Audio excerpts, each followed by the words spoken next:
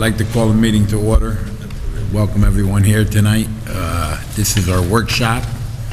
The first thing on the agenda is an odor control system that we're going to be putting in down at the wastewater treatment plant.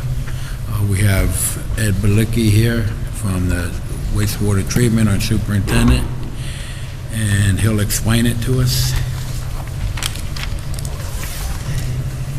Good evening. Prior to 2012, the sewer plant used a chemical injection system to help mitigate the odors of the processed sludge that comes off the belt press that goes to the landfill. The previous administrator wanted to go to an alternative technology, a newer technology, a system called the odor ox that we found wasn't efficient enough. We've had issues, several issues and complaints from the landfills that we dispose of our sludge at about the odors. So we ended the lease with Odor Ox. We went back to Evoqua, who makes the chemicals that we used to use. Due to the fact that the cost is greater than what our annual purchasing is, we had to go to bid for it, and the monies were allotted within our annual budget for this year. This is just the chemicals, right? Because we've converted and did the work previously under, I think, different capital plans. Yeah, this is just specifically for the sludge that leaves the facility and goes to landfill for disposal. Okay. So this won't address some of the concerns of people in the neighborhood complaining? No, this is, actually, let me correct that. It will, as the product is leaving the right. facility and heading through the city of Beacon, and will address some of that, but the encroachment and the people that live upon the sewer plant, that won't specifically address that at all.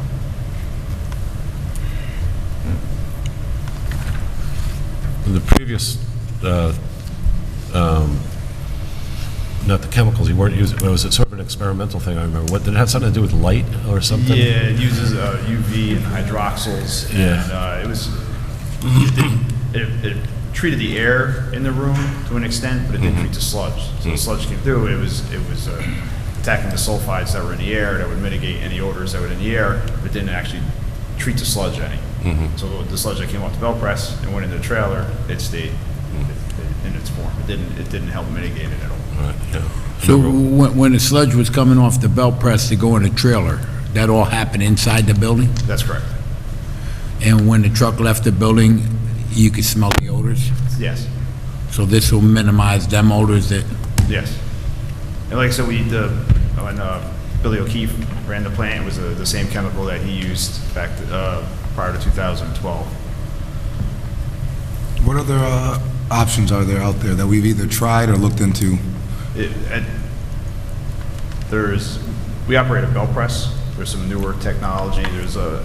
They've made more existing technologies more efficient. There's a centrifuge. There's it's a rotary press that squeezes the sludge to reduce the more water you remove from the cake itself. That's what it's called. As it comes off the press, the less odors you will have. So there's new equipment out there, more efficient equipment that gets your percent solids up much higher of what's coming off and being disposed of. So that's an opportunity in the future through our capital plan. Because all that equipment itself is very expensive. Any other questions? What the price of what we were using, and it wasn't really, working for how you want it compared to this. It was a $80,000 a year lease. This is roughly the cost will be somewhat. I'm hoping the cost will be somewhat less, but prior cost estimates were rough. It was anywhere between 50 and 80,000 chemical use, depending when on, you previously used it. That's correct.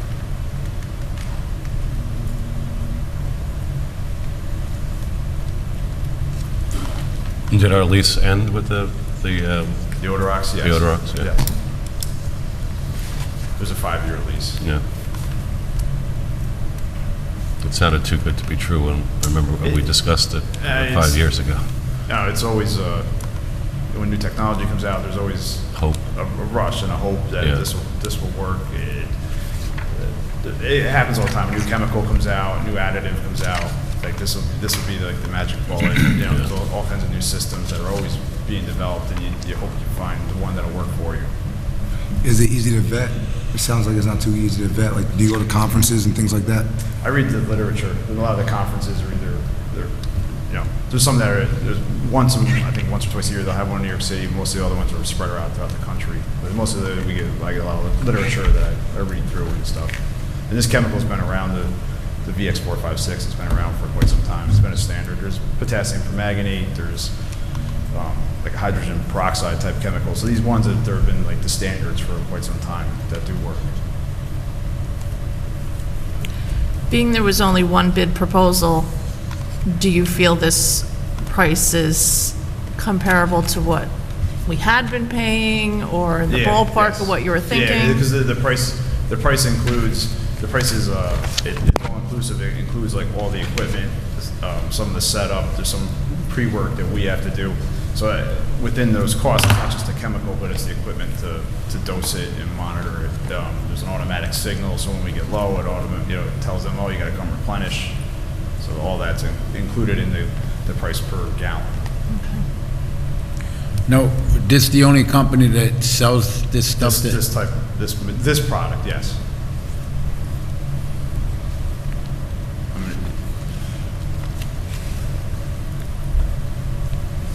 Everybody okay with it? Yep. Next on the agenda, Ed standing here, we'll talk about discussion of cross-connection control proposed local law. To set a public hearing. But first, I would like Ed to explain, or Anthony to explain what the law is and why we're going to it. I'll take that. So the New York State Department of Health passed guidelines and law regarding cross-connection control, which is backflow preventers that would stop contaminants from backfeeding from an industry or processing that could potentially contaminate your drinking water supply. The Department of Health passed this law several years ago, and it put the onus on the municipality or water provider to monitor and control, to monitor these cross-connection control devices, either RPZ valves, double check valves, air gaps. And what this does is this creates a checklist that once a year these systems have to be certified, and we get notification that they're certified. Now, a lot of this already does happen. It's within, the check valves are in place. It's part of the building department building code that they have to be there. This law is duplicating what is in the cross-connection control manual, much like when you guys voted for the definition of story, right? Tim was already following these specific guidelines. We just adopted it into the city code, and this law is similar to that. We're just codifying what's existing, put it in the city code, which gives the water department oversight over these devices. So how many sites do you think there are where there could be Several. backflow? Several. Several. You do an evaluation of your municipality. So from care facilities, dental offices, car washes, laundromats, I see. the breweries, the distilleries. The list can be quite long, and each business will have its own required. Some that are high hazard will have an RPZ valve. Others may just require a double check valve if it's a fire suppression system that doesn't have chemicals in it, where it just uses water.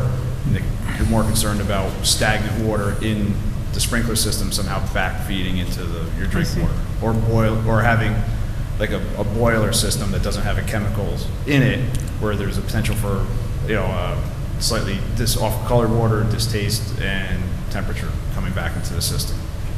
And the approximate cost per incidence? I can't answer that. I'm not sure. Yeah. You didn't mention residential, so does it tend to happen in residences? There's some municipalities, again, this doesn't really specify that, but in some municipalities, they require residences to have it as well. So could you, particularly for the public, give us a couple of examples of exactly what the problem would be? So like pick a potential site and just talk through how would it get from one place to another that would cause a problem. No problem. Like if you have a car wash, right, that's using water to wash your vehicles, and then you have like the waxes and the soaps, and for some reason, if our system had a depressurization, we have a water main break, a fire that's drawing a lot of water, the system, like the car wash, could be generating more pressure, and if that RPZ valve isn't there, those chemicals could then backfeed into our system. So it would end up in, obviously not our water at the source, but the water as it's being delivered in Yes. our water pipes. Yes. You're saying there's some way that in some sites, water from, that would otherwise go into stormwater would end up Well, in... not stormwater. This is or you mean like you would... Well, you got the wastewater. car wash example. It would Yeah. What I'm saying is, so you have the water raining down on the vehicle, right, that's coming through our pipes, and for whatever reason, we have a depressurization on our side. Now, there's greater pressure because maybe there's pumps, like there's high-pressure pumps that are trying to feed these sprays to wash the car. Now we have a depressurized zone on our side. Now those pumps, instead of spraying that on your car, are now pushing those ingredients and detergents into our water supply. So, okay, now let me see if I got it. You're saying, I've got the spigot on somewhere, and there's something so odd that it makes the bad water that go back into the spigot. Yes. Because of the suction. Yes. That's the example you're giving. Or the pressure. Yeah, Or pressure, like Gotcha. if you have a high steam boiler, right. and that boiler system has like chemicals in it for whatever reason. Now that it's starting to pick up steam, it's generating a lot of pressure. Now that pressure is greater than what's coming into the building. It has a potential to push back on. Okay. And that's pretty unlikely to occur in a residence. It's fairly specific situations where you could generate the kind of pressure that might actually have water go back into our water pipes. Yeah, and our system has a substantial, we have very good pressure, anywhere from 60 to 80 psi. Okay, great, thank you. Is it the businesses that have additives, like the car wash where? In the cross control manual, you do an evaluation of high hazard to minimal hazard to no hazard, and that's how you do your evaluation. Mortuaries, that's one. That's considered a high hazard. Okay. And there's like the car washes, dental office, depending on the type of dental work that's being done. So each business gets its own evaluation. Okay. And some of this was started several years ago, and we never finished this process, and this is one of the things that we needed to do. So, one reason you may want it on a residential house, right? If somebody had a home business or was doing something that we weren't aware of, That's correct. Like, right? So if they were making soaps or candles or anything, right, that could have the could, potential to go yeah. back into our system. That's right. What about, again, I'm just concerned about putting an imposition on residential, right? And that's kind of where you're going. That would be one example, but suppose you just got a hot water boiler. Well, most of them, like mine at home, right, it has it installed already. Right, so in a typical hot water boiler, this is not an issue. Yes. So that would not be subject to that at all. Yeah, I just want to make sure, because And that just- cuts out about 4,000 homes, right? No, I just want to make sure we're going there. Just in light of a residential, it would just be a simple check valve. They wouldn't have to have it certified, or they wouldn't have to pay for that as an annual. It would just be a simple backflow. We went that route. These are the ones that we're talking about for businesses and industry. They're substantial. But does the average residence now, would it be subject to this, and would they have to install it? No. Okay, because even if you just put in a simple valve, my guess would be that's several $100s for a residence, Yes. counting the inspection as well, right? So I just want to make sure that's not where this is heading, without us being very thoughtful No, we're not about it. looking, no, this, again, we're not looking to mandate on any residences. There's a potential we could lever, if the city ever council wanted to look at it on new residents, or, if somebody came in and wanted to do new construction, or they wanted, there was like a trigger point, one municipality had a trigger point of you're coming in for. And we don't have to discuss it tonight, or we can. It might be something we want to discuss about developments that are live. Yes. Because we don't know what's going to be there. Yeah. So if we have them, as they're building them, put them in, at least we're protected. Right, or if someone gets an approval for a live work, then we could say that engenders an inspection or something, right? I mean, just so we can make sure that it don't happen, and then we don't know where it happened Yeah. from, because we don't know it's happening. Absolutely. So if we were headed there, don't we have to do it anyway? I mean, sounds, I mean, right, if you're inclined to do that, now would be the time to do it, so we can work that into this draft local law, so that no, I it's... mean, yeah, I don't want people to have to spend several $100s on their homes, but yes, that's, Well, first of all, we wouldn't make it retroactive. right. We would just do it, anybody that Going forward. asks for a new permit for live work or any new ones that were developed. Is that something that we want to put in this law? It seems to make sense. I mean, right now, in effect, we're just codifying this right now. Yes. This is a practice that we've actually, so, say, for example, the brewery, they probably already have to, Yes, they've installed that already. Yes, and they worked with us. Yeah. And during, with that process. Right. And then for live work, we might want to specify the types of work. I mean, if it's an office, why do we care? If it's a dental office, we might care, right? So are I'd be there... careful about getting into specifics, because you Yeah. can only get so specific. So I'm just asking, is there a way we could divide the uses in a logical way? If it's too hard, then we shouldn't, No. right? That's what I was saying, like, certain fire suppression systems have a chemical in it. Some of them just use water. So the ones that would have a chemical additive, you would want one, definitely, or you wouldn't want that backfeeding in any way. And you can figure that Now, out. does the law cover us for that? Say somebody's building a residential place and they put a fire suppression system It in. would- By law, do they have to put this in now, or would we? That would be when it comes before the planning board, and they would make recommendations. That's why we put the language in there to include the city engineer into the Okay. decision-making of the process. Because projects come to the planning board and the building department before they ever go anywhere else. So right then and there, that's our trigger to say, all right, now you have to have this device installed. But does it talk about if I'm building a residential home and I put a suppression system in my home, do I have to have?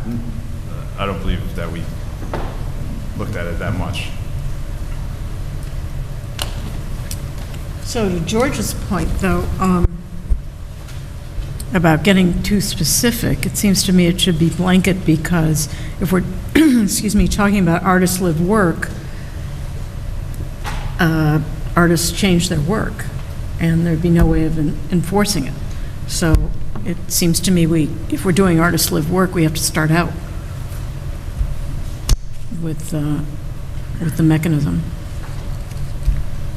Well, my recommendation is, what we're talking about tonight is setting a public hearing. So if we want to put in this law that any new construction that's live work would need to be part of this, we could put it in, and as we have the public hearing, we can adjust to comments that we get from the public.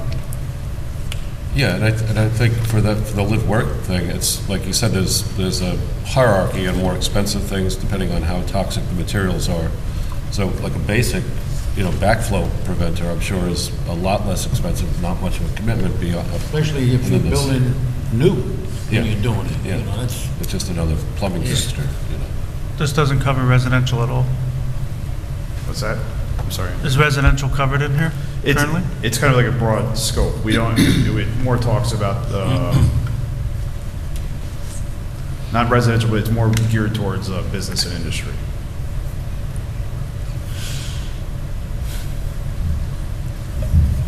Is that kind of what's listed on page 9? 8 and 9? The categories and rating system, regulations, cross-connection control by facility type.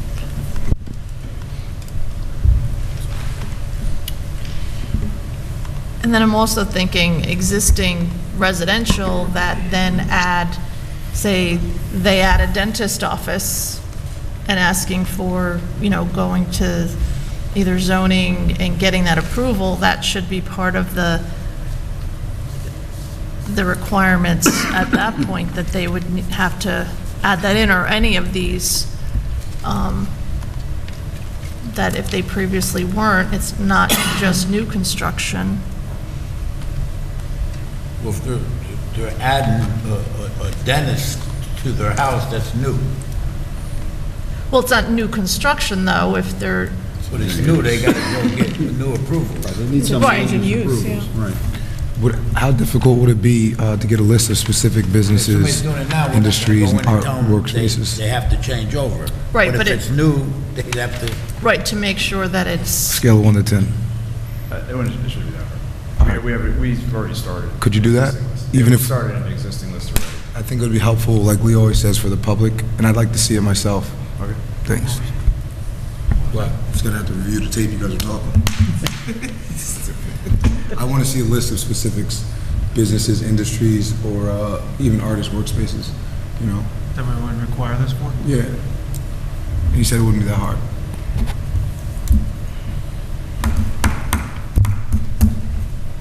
so then we'll table this into the next workshop. No sense setting a public hearing if we don't have the list. Right. Sounds good.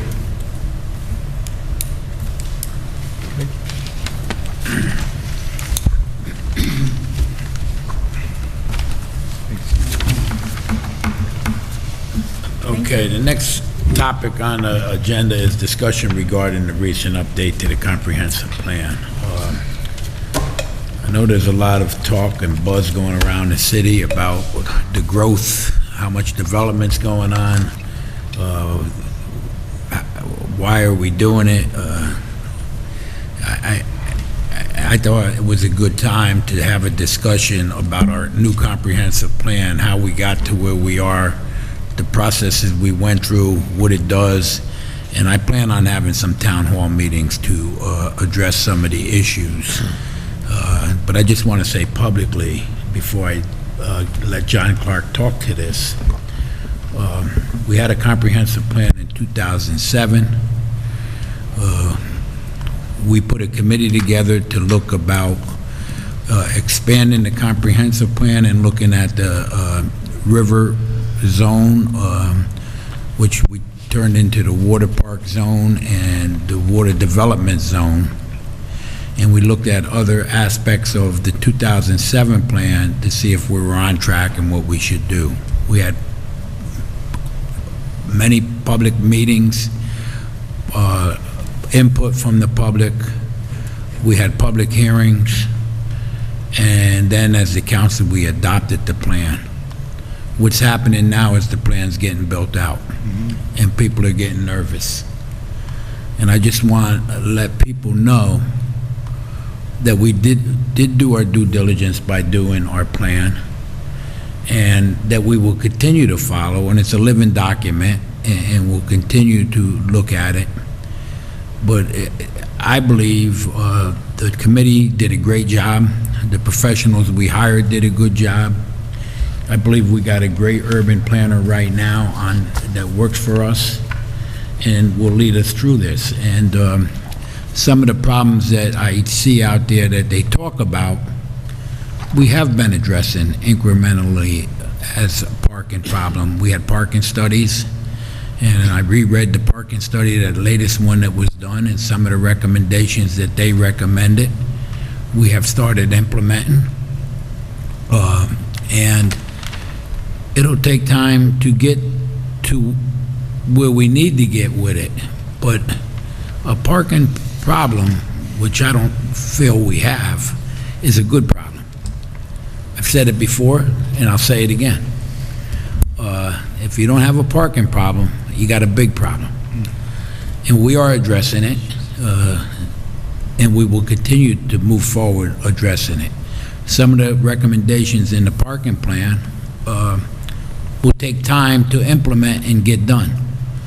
And we will continue to work at it. I believe there's a lot of parking surface in this city that if we get to sharing it, we'll have more than abundance of parking instead of not building our plan out because we're worried about parking. But with that, I'll let John Clark speak to it. All right. Thanks. I thought I'd just start with some basic statistics. I went and looked at the census numbers for the city of Beacon since 1950. That's when it actually peaked in population for a long time. In 1950, there were 14,012 people in the city, according to the census. Started going downhill since then. and hit a low point in 1990 with 12,243, so we're down a few thousand. And then started going up substantially. In 2000, it was 14,810. In 2010, it was 14,599, so it went down a little bit. And the projection, or the estimate of what it is now, the latest estimate from the census, is 14,271. So essentially, you have the same population as you did in 1950 existing. So there hasn't been any huge growth. There's been sort of a downslide and then a recovery, and then sort of it's tapering off. School children also came up. I looked at the school district numbers, and this, of course, includes some from the town of Fishkill, but the school population peaked in 2004 at 3,592, and has been going down ever since. The latest numbers that I could find on the website was 2015-16, and was 2,866. So substantially down, a pretty good percentage. And the Cornell, which does projections on school districts out to 2023, has it going still below the 2004 level. I don't know how accurate that will be. They give a range of from 2918 to 3237, but it's still not breaking the bank in terms of the number of school children. I remember that's why we built the new high school for anticipation. I was the first cohort to go from 9th grade to 12th grade in the new high school. So you're saying it went down? It's gone down since 2006, 2007? Yeah. Wow. My battery is almost dead on this thing, so I'm going to go through this as quickly as I can. I didn't bring a cord. This is the 2007 plan. You can see there.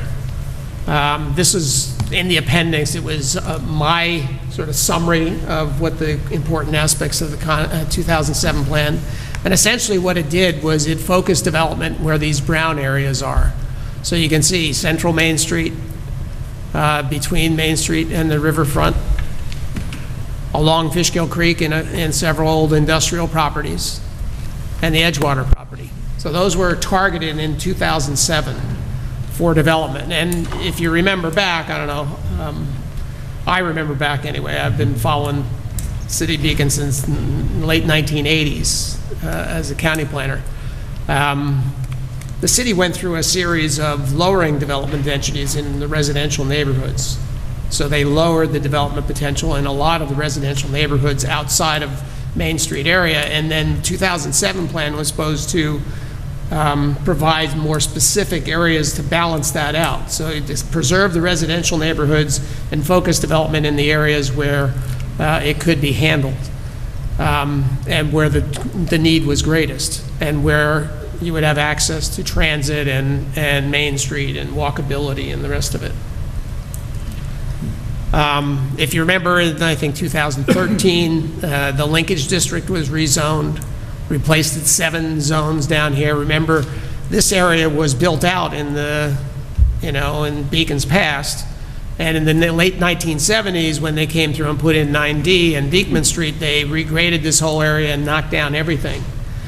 And to a large degree, it has never been rebuilt since 40 years ago. So all this land here that used to be Bank Square right here. And I think, John, it was rezoned, it was zoned industrial when it was first knocked down, because they thought they were going to get industry there because of the trade, because of the business. Mine won't work. Okay, so now we're seeing development. We haven't seen it yet, but we're seeing development, which was prescribed in the 2007 plan and the linkage district rezoning. And so there's proposal for development here, there's one under construction here, and then there's another proposal for development up there. But this is according to the proposals that were adopted back in 2007, 10 years ago. And then it also provided design standards. So these developments come in, they're just not haphazard. The city, for the first time, had significant design standards to give developers an idea of how to fit within the city of Beacon. These were attached to both the linkage district and the Central Main Street district. This is the Central Main Street district. It was also rezoned in 2013. So far, there's been 2 buildings improved. One's under construction at Eliza Street here. Another one's been approved here, and I show the example of the building that's there now, not the most attractive thing, not consistent with historic Beacon. And here's the proposal for this new building. Oh, I should be using this blue thing, huh? So that's the new thing right there, the proposed development, which I think recreates the sort of development that was in the West End and the East End historic districts, and so therefore sort of merges back with the tradition of Beacon for new development along Main Street, rather than the sort of 70s and 80s architecture, one-story, a lot of auto-oriented businesses. 4 stories? Yeah, it's 4 stories. But the 4th story is set back 15 feet, so from the street, you only see 3 stories. So this is the 2017 update. So just 2 months ago, the city adopted, after significant public input and a committee set up with 20 people on it and several public hearings, several public comment sessions in front of the Common Council, the City Council, this was the land use plan here that was adopted, which replicated most of the 2007 with a few quirks. This area here was readopted, it proposed to be Central Main Street. Sorry, right there. Little spur off Main Street. Or the gas station. Yeah. There was examples of how you can incorporate civic greens into Main Street on a series of significant locations across Main Street where you would have a bus stop, a visitor orientation, a public green, and a new building. And so here's one where the county lot is, and here's one on Veterans Place near the town crier. The waterfront was redevelopment. The linkage district did not include the Metro North properties. But when they did this, they, remember back in 2007, there was a 166-room hotel, significant retail, and 2 restaurants proposed on Long Dock. So that was taken away and turned into Waterfront Park, and instead the development was flipped over on the east side of the tracks to hide the existing Metro North parking lots, the 1,400 car parking lots that are on the east side of the tracks. This would be built over that so that it would create a bridge between the railroad station and Beekman Street and actually make accessibility up to the Main Street area a much easier walk. And the development potential in the 2010 Waterfront Development District was significantly lower than what was approved in the 2007 plan. Here's some of the cross sections to show the height. They lowered the height from potentially 5-story buildings down to 3 stories and below in the significant area near the train station. And this is the proposed zoning map, where you can, this is existing zoning, but you can see here that area would be changed. Little GB down here would be changed, and what's now the Central Main Street District would be incorporated to one Main Street District that would include all of central business in Central Main. So there would be consistent design standards and development standards all up and down Main Street. So that's what was proposed. Now there's several reasons why you could look at development in this area as being a good thing for Beacon.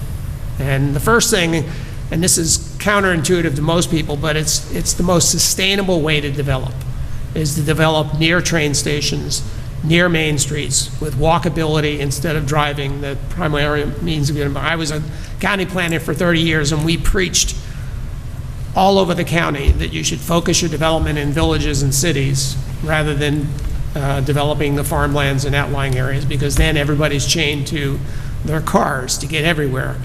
And this was a graphic I thought that was interesting, put together by Jonathan Rose, showing how different developments, types of developments work in terms of energy use. And so the left-hand column, including both home energy and transportation in green, home energy in yellow. This is a typical suburban house outlying where everybody's dependent on cars. It's upwards of 250 million BTUs a year. If you buy a Prius and you put in super insulation and you put a solar panel on the roof, you can reduce that by a quarter. making a really green suburban house, but still dependent on cars to get around.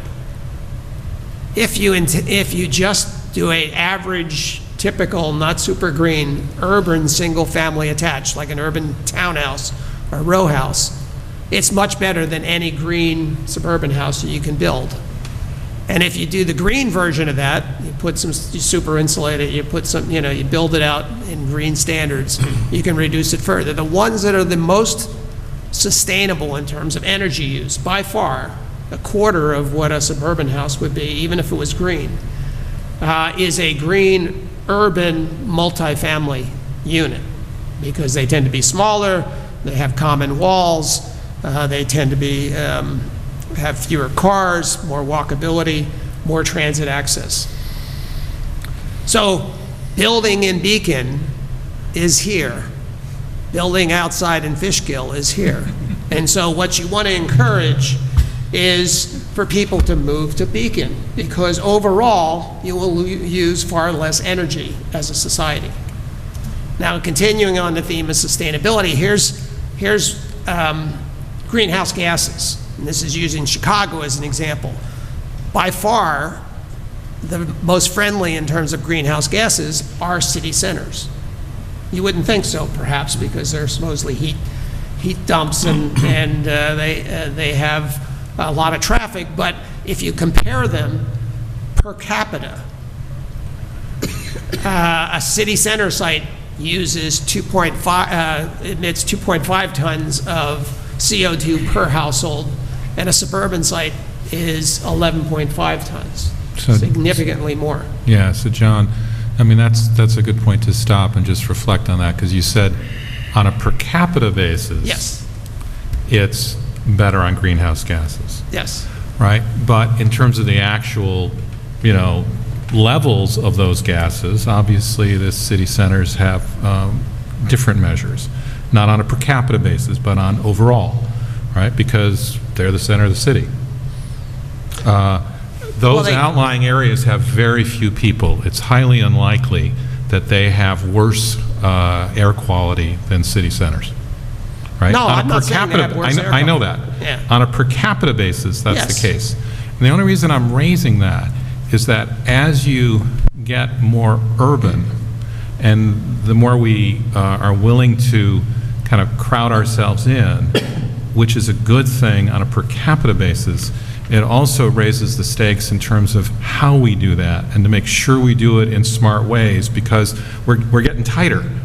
And, the kinds of restrictions in New York City, compared to the ones we have, are part of what enable that city to get that dense, right? I'm watching, I'm in an office building across from Bryant Park, and it's spectacular because the park is there. Yeah. Right? And there are thousands of people in that park at noon right now, and it's pretty amazing.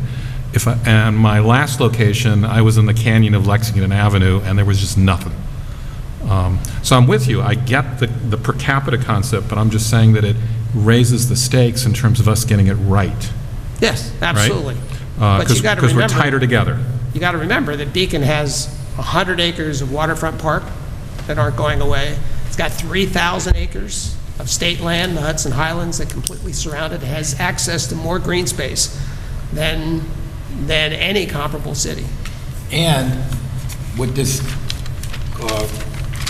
new zoning that we allowed along the Fishkill Creek, it enhanced our comprehensive greenway plan. Sure. Because it's starting to get built out where people will have access eventually all along the Fishkill Creek, from the Hudson River all the way up to the town of Fishkill as development gets done. So we'll wind up with more public green space along the creek than we ever had because of the new zoning that we did with the development and having a comprehensive greenway plan. So that's another plus. Can I just finish this before my computer dies? I'm down to 5%. I'm going to lose it, and we come back to the discussion.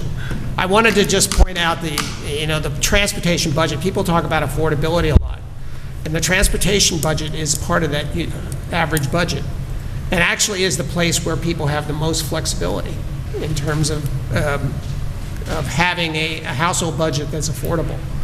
And so if you look at the average household, is in the United States, all cars, people spend 32% on their housing and 19% on transportation. And here are all the rest of the breakdowns and costs, medical, food, the rest. If you live in a suburban area and you're relying on transportation by car, your transportation costs go up to 25%. If that outlying person trades in their 4-family home in the suburbs of Fishkill or someplace and moves into the city of Beacon near the train station or near Main Street, their transportation budget can go down to 9% just by losing one car. And also, I don't want to interrupt, but we reach a critical mass for public transportation, which would reduce the carbon footprint. Just Yes. want to throw that out. So in essence, if you do that, if you give up your suburban home and you move to the city of Beacon, and you can have free food for the rest of the year, for the rest of your life, because you're saving more than the average food budget for an average household. So there's a lot of reasons why living in an urban place, a city place, a place like Beacon makes a lot of sense, and that's what's attracting a lot of, especially young people who are interested in walkability and access to New York City and a more pedestrian-oriented, more lively sort of place. That's why cities are growing, and Beacon is sort of at the cusp of that in Dutchess County. So that's what I brought, and I will say 3 more things, and then we can open up for, how's that, to discussion. 3 reasons why, other reasons besides the sort of green aspects, the sustainability aspects of living in a city-oriented, pedestrian-oriented place. The good things about development in the city of Beacon is you have a mile-long Main Street that was good in the 1950s when the 15,000 people or 14,000 people who lived here were captured by that. They didn't have access to malls on Route 9. They didn't have access to internet shopping. They shopped on Main Street. And that isn't the case anymore. And you saw how in the 1990s, and particularly, Main Street emptied out. And there was burned out hulking buildings on West Main Street. So additional population will help Main Street survive and thrive. And that mile-long Main Street can survive without, they can't survive without sort of that extra population base. Main Streets basically thrive on 3 things. They thrive on population nearby. They provide drive-through traffic. Unfortunately, Beacon does not have any drive-through traffic. I-84 and 9D sort of diverted traffic around Main Street. My computer just died, so I'm glad I got it in. But now you won't be able to see the parking plan. At any rate, sorry about that. I was trying to find it online, but mine is... I was talking about 3 things that make Main Street happy. Population, drive-through traffic. Drive-through traffic, residential base, and destinations. Things like the Roundhouse, restaurants, DIA, things that bring in outside visitors.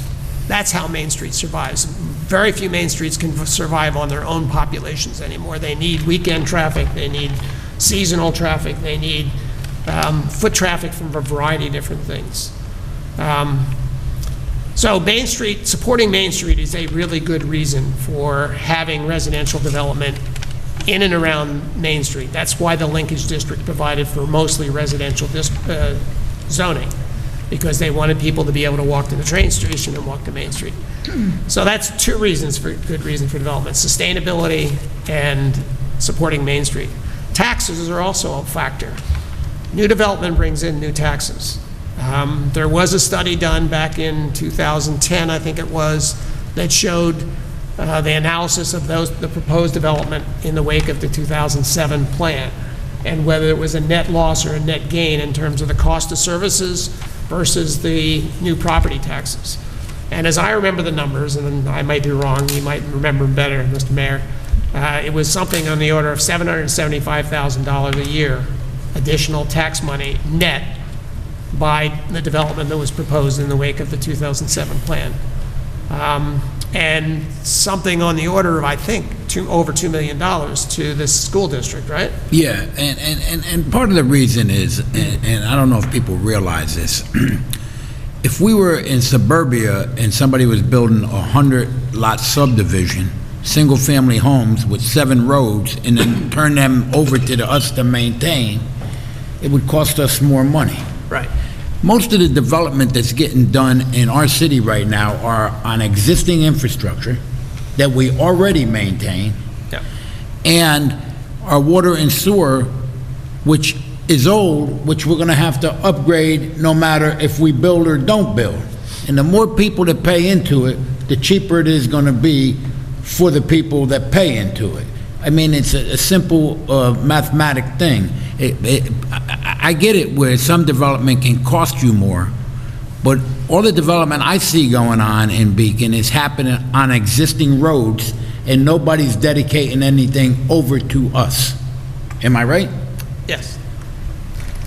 And then I will say one last thing, and then we can talk until you're content. The fourth reason I think that, and this is the most difficult of all, I think, to address, is the issue of affordability. We've heard from Ann Saylor and people like that the best way to deal with affordability is to build more rental units, more housing, because supply and demand. Right now, there's a 1% vacancy rate in Beacon. There's a high demand, and there's not many available units, and so that drives up the cost. If you provide more units, it will, in theory, moderate the increases. I'm not saying Beacon will go back to 1990 era rents, but it will moderate and it will slow the increase. That's in theory.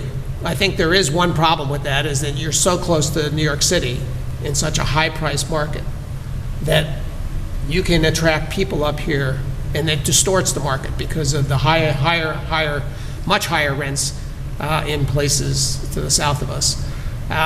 So I'm not saying that's a cure-all, but the city has done multiple things to address affordability, including the idea of providing more housing to ease demand. They just upgraded the affordable workforce housing law. The city just provided one of its own properties for an affordable housing project.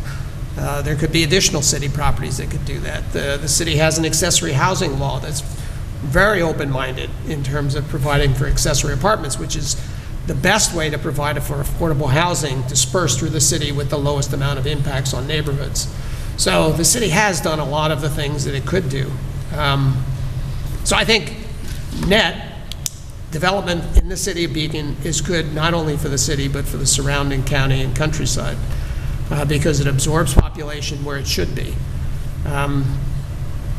There are a couple issues that have to be managed when you come to more population. Not only aesthetics, but parking and traffic are usually the two that most people talk about. And those are the issues that I think. Traffic comes and goes. They did a traffic study of every major intersection in the city of Beacon in 2009 as part of in the wake of the 2007 plan. And they found that there are virtually no intersections in Beacon that are considered congested by normal traffic impact statements. They're all moderate traffic or free-flowing. There's only 2 intersections that you really have problems with, and they're not due to population. They're due to train traffic. When the trains come in, Beekman Street backs up, and I-84 intersections back up. And when the traffic disperses, it goes back to normal. And so the population development potential that they were showing in the 2007, which has been lowered in the 2017 plan, can be absorbed except for those 2 intersections. And there were ways to deal with that. I didn't like the way they dealt with it, but hopefully, because development has been lowered overall since the 2007 plan in terms of development potential, traffic won't be an issue. And because again, it's built on train traffic primarily rather than development pressure. That, I think, can be handled in other ways, and there's actually a lot of ways. And if you look at the transportation strategy in the chapter in the 2017 plan, they provide a whole list of ways to deal with train traffic. up parking fees, providing of zip cars, discourage people from driving from Orange County and parking at your station all day. Sorry. Thanks. I'm going to take the floor for a second. I got a couple questions. So Beacon's not just Main Street, and there's a lot of people on the outskirts of Main Street. How do we encourage locals to support Main Street and shop local? And the two-part question, especially when businesses, which is nothing wrong with this, cater to tourism. Tourism is the second fastest growing economy. I learned that when I got on here day one. Right. It's great. We should be doing more to promote that tourism. But how do we also encourage our local residents to assist in supporting locally, especially when there's going to be so many more people moving in, which is going to help? Yeah.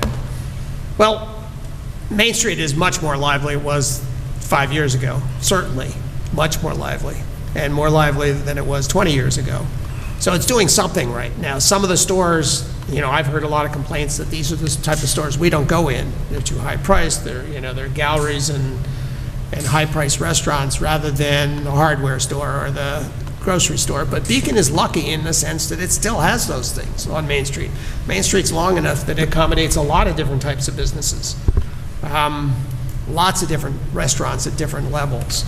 You are one of the, I think, 2 communities left in Dutchess County that has a grocery store on your Main Street. That's almost unheard of in every other community in We got 2 of them.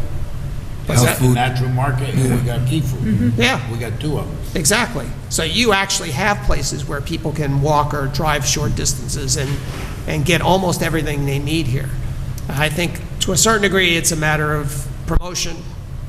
I think having an active business organization that promotes the Main Street events, brings people down, does common advertising to promote people to come to Beacon. There's a lot of, some communities do business improvement districts. That's something I think you could consider because in that sense, the community businesses get together and pool their money. So instead of everybody running individual ads or individual cleanup campaigns or whatever you want to spend your money on, the business improvement district encourages a common way of spending on money. So if the issue is better lighting or more street trees or cleanup or better security patrols or parking issues, the business improvement district can pool their money and provide better services that will make the whole of Main Street work better and more efficiently. It's a better use of money to do that. Some people, and I don't know if you've ever approached the idea of a business improvement district in Beacon, but usually they work in places that are more successful. Bryant Park has an incredibly successful business improvement district that Correct. supports that park. Yep. All those businesses around there contribute extra money in their taxes to make that park a centerpiece for their area. Having pocket parks, half a dozen pocket parks along Main Street would be a great boon for I'm not business. finished. Okay. Thank you. So things like what Lee was talking about, pocket parks, what about like moss walls? A constituent of mine sent me an article about moss walls that help, they'll help people with asthma and different things Sure. like that. Things I saw like that article, too. You saw it, it's a great article. Yeah. And we're not looking at things like that. It's very cheap to do. So while we're doing these pocket parks and we have all this green space, again, there's a stigma that Main Street doesn't support locals, which I disagree with that. I'm out here. But you don't necessarily have to buy on Main Street just to be out there, and the more life will bring more people. Yes. What other things are there besides like moss walls, which I would like to look into? I sent an email about. I got a question. What's the difference between a moss wall and trees? I was going to say. It's I mean, different. we got trees all up and down Main Street. They do the same thing as take the stuff out of the air. And It's everything. true, but these moss walls were designed, moss apparently has more concentrated foliage Density. than a tree, and so in a small area, you get the maximum amount of cleansing. But you're right, If you put in 20 more street trees, it probably is the equivalent, I don't know, the equivalent of a moss wall. Where are you going to of put the certain 20 size. trees? Yeah. Trees are expensive, but you got to look at both things. You just got to look at it, I think. Yeah. And I think that the pocket parks along Main Street, that's something Main Street doesn't have. You know, you just did a park and recreation plan. There's nothing along Main Street. You have lots of large parks and distributed in various parts of the city, but Main Street is a pretty hardscape from one end to the other. And having the comprehensive plan update provided at least 2 locations for new parks, which I think would be a great thing. I'm going to yield right now, but I have another question. Yeah, I just want to come back to that. As I said, I'm listening to you, and you're absolutely right, the concept of per capita versus the intensity of use. And I don't worry so much about the density that we've got in our comprehensive plan. I know some people will say no density is good, but I think it's right that it is good. But as I said, it's all about, it's so much more important to get the details right when you're that dense. So 6 feet really matters. Yes. Right? We all know that now. 6 feet really matters. Right. And the density we're doing is waterfront, Linkage, Main Street, and Fishkill. And Fishkill, I'm not worried about parks because it is a park. But I am worried about the other areas. I for one, supported turning Parcel L into a pocket park because we're building density on Beekman. And I don't think we've done as much of that as we could. I think maybe we can think about that. And then we just have to think really hard about, let's get this exactly right. Our setbacks right. I mean, the beauty of not only a Bryant Park in the middle of, high density, I'm in the Grace Building, and a substantial portion of the footprint of the Grace Building is an open plaza, right? Like 30% of it. I mean, an amazing percentage. And so I want to be able to not alter the density in the areas we've chosen, but work on all the details to make sure they happen correctly. We get the design right, we get the space right.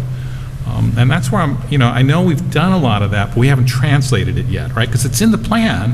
I think we've improved it. We haven't translated it yet. So do you also feel that the design standards that we put in are adequate? Because I'm not sure that's true. I mean,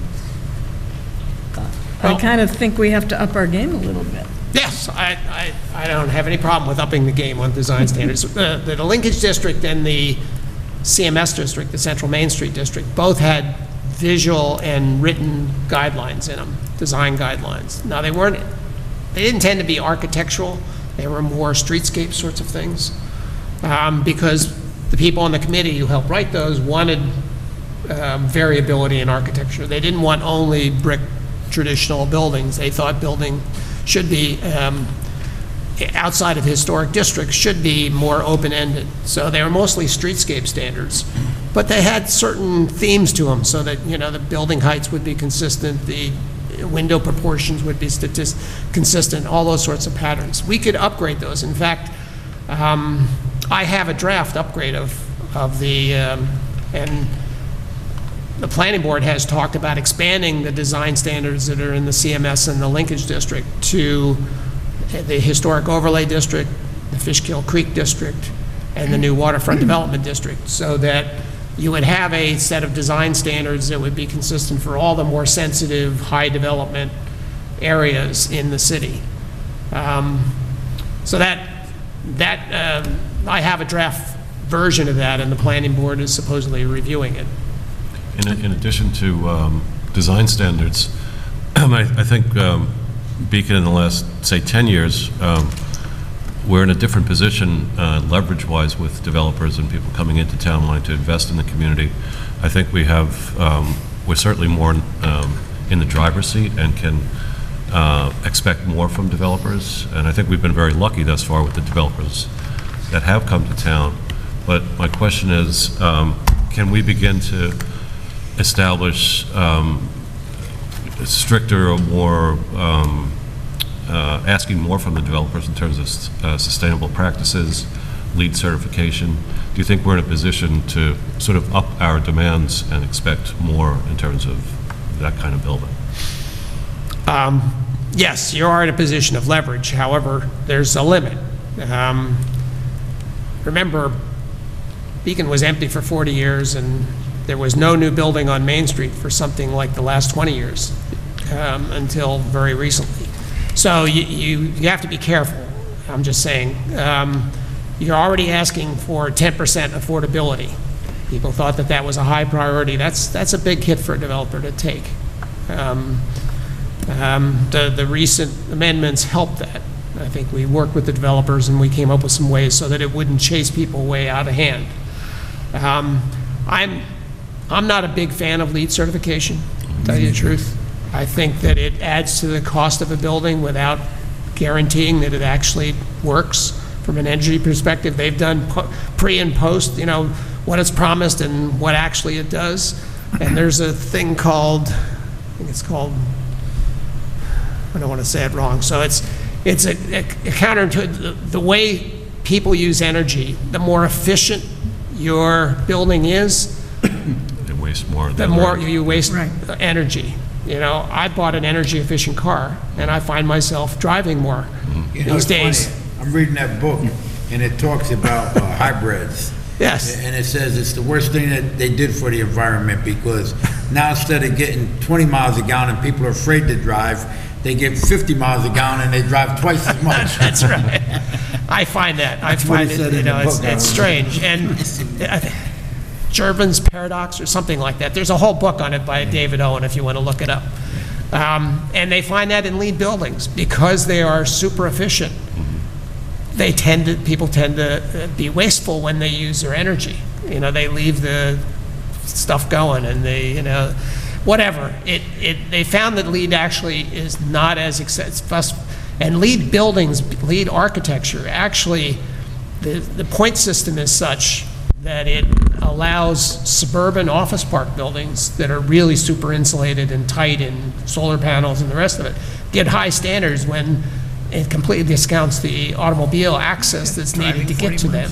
Yeah, but So what LEED has done is that they now have a new category called neighborhood development, LEED for neighborhood development.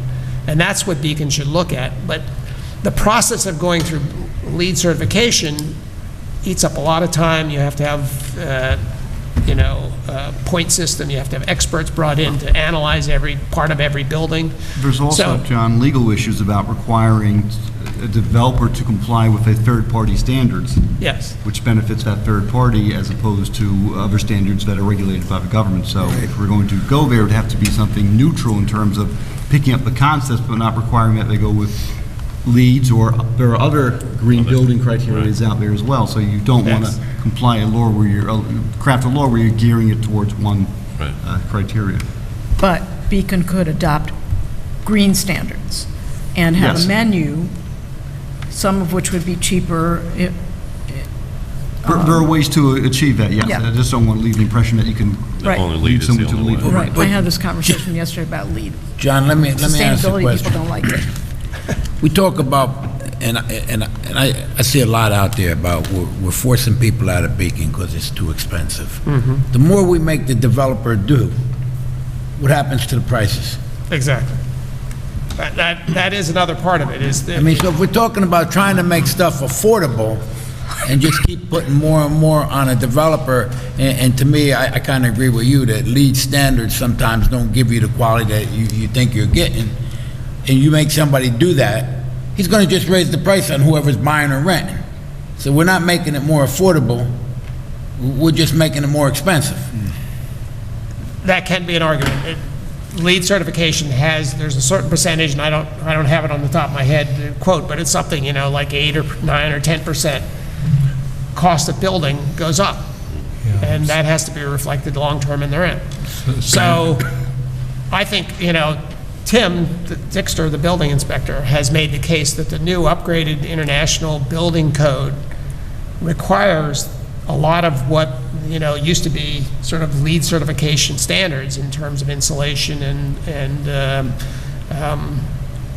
mechanical systems and that sort of thing. What I think you should encourage is rooftop panels, green roofs, Those, you can make a big effect without doing actual certification, but by encouraging people to use their roofs for energy efficiency standards. And the biggest thing, and this is another thing that Jonathan Rose has written about a lot, who's a top-notch developer in terms of sustainability, is that the number one thing, the first on your list to be a green building, is the location. Is if you put it in the wrong spot, it can't be green. If you put it in the right spot, you don't have to do a lot of the other stuff, because, as you saw in his chart, doing a multifamily urban building on transit with access to transit and walkability to Main Street businesses is the most thing you can do. And then if you want to do rooftop panels or super insulation or, you know, all these other add-ons, you can get beyond that. But the number one thing is put it in the right place. And Beacon, of all the places around, like Newburgh or Poughkeepsie or anything else, are the places where you should build. The cities, the villages, places where there's transit access and walkability. That's where you save the most in terms of energy and greenhouse gases and the rest of it. And personal budgets, as I showed in those graphs. Let me come back to, I think, where George was going with what can we require, or how do we kind of manage that process. I'm very specific in wanting to understand that. So we've had, I can pick 3 or 4 places that have been developed recently. The View on Beekman Street, the 2 houses on 9D that are going up that are in historic overlay across from Mackin Street. They're in historic overlay. The ones on Leonard Street, 344 Main.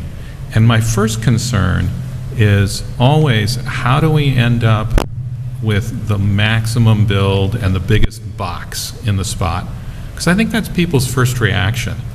And, you know, I'm less concerned about making them put in solar panels, and I'm much more concerned about, do we have our planning board or our zoning board not only the discretion of saying, oh yeah, parcel L, maximum 16, but we don't know what they'll put in. The builder's going to propose 16 or whatever the maximum is. They always do that. And then the question is that the best for our community? And do our boards have not only the ability, but the will and the knowledge that the community doesn't want a full build out and a box? And how do we get that? Because that's our first and foremost problem is builders ask for it all, and then they kind of give little here's and there's as long as they get the maximum build. And I don't think that's what we want anymore. Well, and if by right, they can do that, where are the teeth in the planning board to say, this is not the will of the people? And right, I thought their right was depended on a number of circumstances, including the judgment of the approvals. And I'm not seeing that in practice. And I'm trying to figure out, how do we get that? Well, I don't think they can. correct. The difficulty there is, right, if it says it's zoned for whatever the lot density is, you have to allow it there. The only way it can be reduced is through the secret process or through complying with the site plan conditions. There are issues that prevent a lot from being developed. For example, if they have a lot on the corner and there's bad sight lines and they can't put a house there because it interferes with sight lines for traffic, that would reduce density. So it's those types of issues that would, steep slopes, if there are steep slopes on the property, even though you can get 16 lots, maybe you can't get it there. Right, If density, zoning says 1 house per whatever, they have to allow that. But what I see in practice is sections of a lot aren't buildable, so we'll crowd it over here and still get the maximum.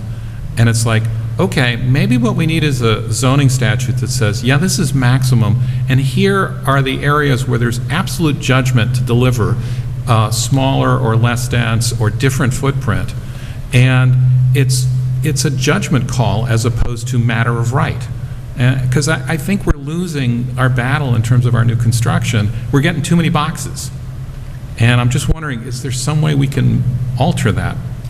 It's Without getting sued. right. I mean, Yeah. Yeah. John and I can have discussions about that, about how you would achieve that. The difficulty is that all zoning is based upon the number of units per acreage.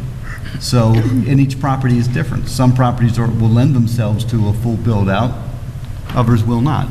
But what makes the Grace building great is certainly Bryant Park, but they took 30% of the footprint on the ground and said, you're not building here. Well, that's probably because they traded that for air rights. Of course, right? So that's how they did it, right? And so, agreed, if So you that's get the a higher process. building, but more open space. But we aren't doing that here. What we're doing is we're getting a higher building and we're getting a box Oh. on every foot, 344 Main. It's just built on every single foot of the footprint, square foot. We haven't gotten anything out of that. Well, Where's the public space in there? Oh, I'm mistaken. There's a little corner in the diagonal that's about 2 feet by 2 feet that's going to be public, right? Did I miss that? It's I not wasn't quite around square. for the 344, but my impression of it is there's several ways that you can limit the as-of-right development potential on a site. One is the parking standard. They have to meet the parking standard. The other is that you can say, we're not going to give you any variances. Those are the, Well, you can't say, that? well, I mean, no. right. We can because say it as But much if as they're we asking for a variance, you don't have to give it to them. If there's a rationale that you can say, you don't meet community standards. You don't have an absolute right for a variance, correct? There's criteria Exactly. you need to meet, and also prior decisions create a precedent as well. If the zoning board has granted those types of variances in the past, it's difficult under the same facts to then deny it from the next person who comes in, because ZBA cases are precedential. But those are the ways that you have an as-of-right, and then you have other standards that go along with it. Parking standards. Setbacks too would be another. What's that? Setbacks as well would. Yes, but parking is usually the one that limits density. It's usually parking that limits density more than anything else. My understanding is, and there is an open space requirement in the Central Main Street District. And as far as I know, this 344, I'm not sure they have the open space requirement, and they didn't have the parking. So that's how they could have limited development, but they could only do that if the city council and the ZBA did not work out a deal on parking.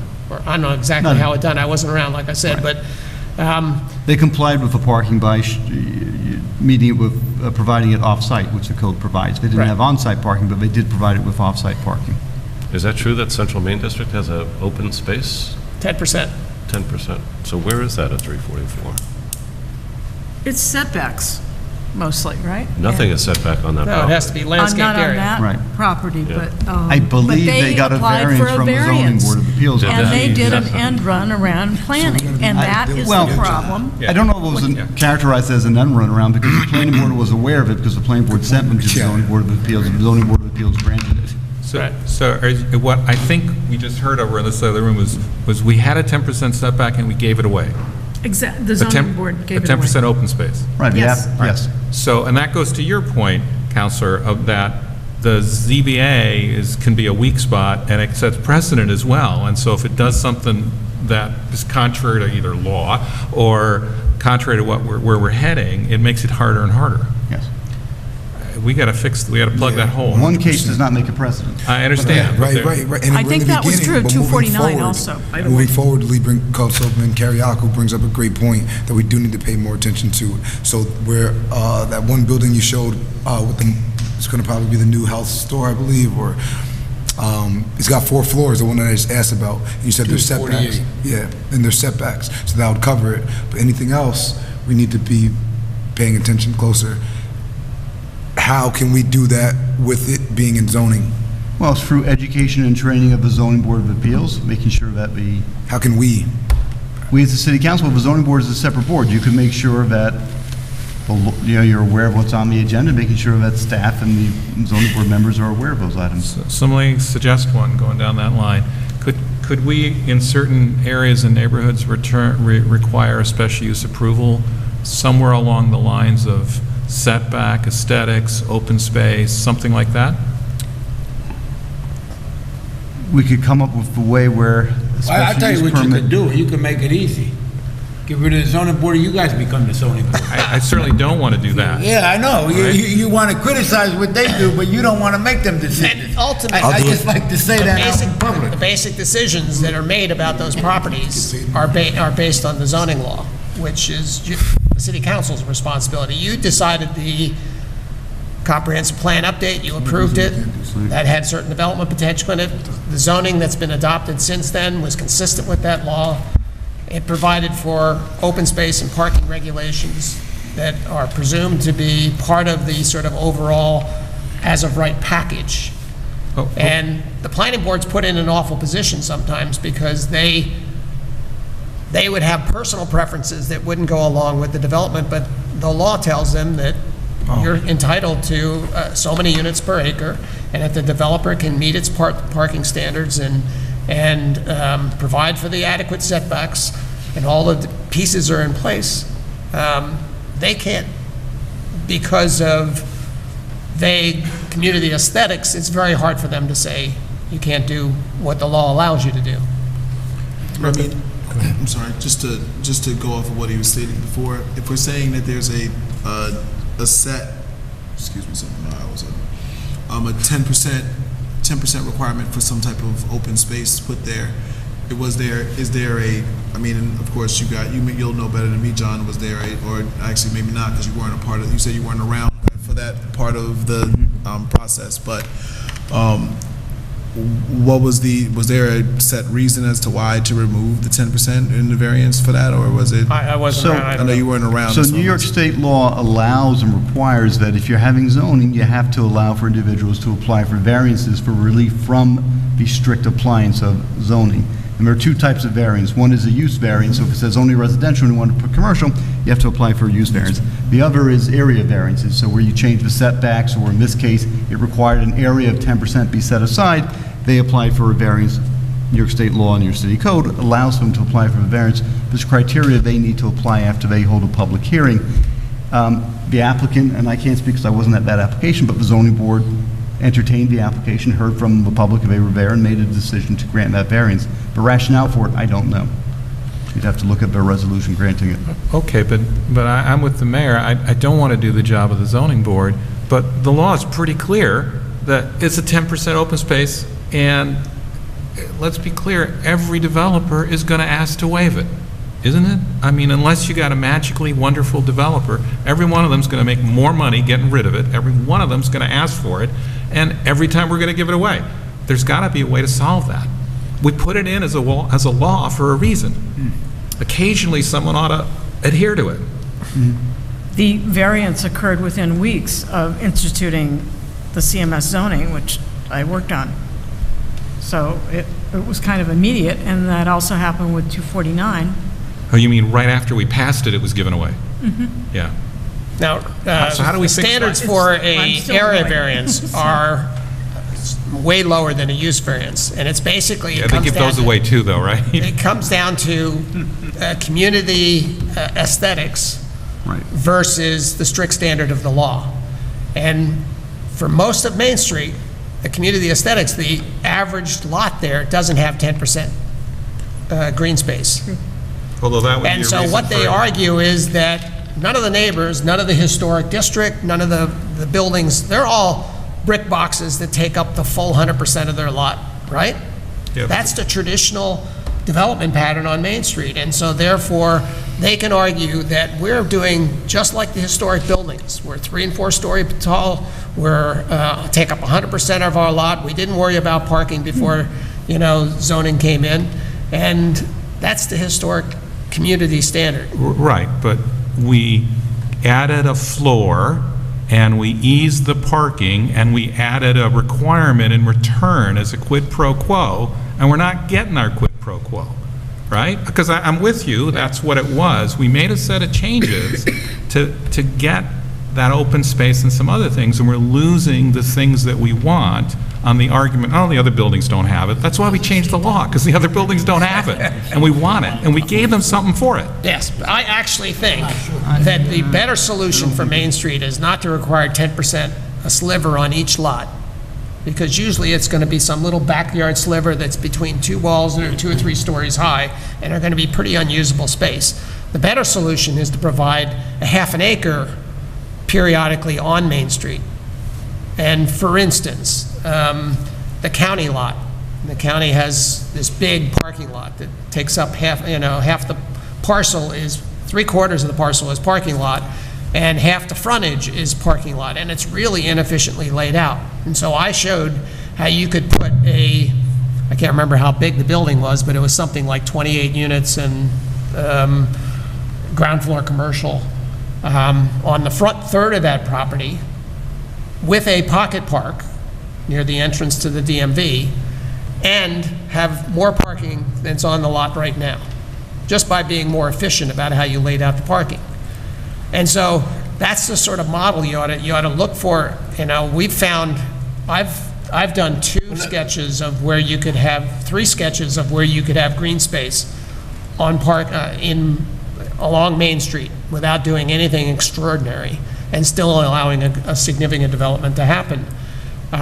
So you're saying, ask the developers to take that 10% and commit to a fund to support these? Well, again, that could be part of say, a business improvement district, or the city council. In this case, county is a, government entity that you could work with the county to provide a building on that lot that would close that sort of gap on Main Street, provide a pocket park, and reinstitute and get more net parking out of it. The other opportunity that I did a sketch for the old City Hall. They have like a brick plaza out in front of it that's hardly ever used by anybody.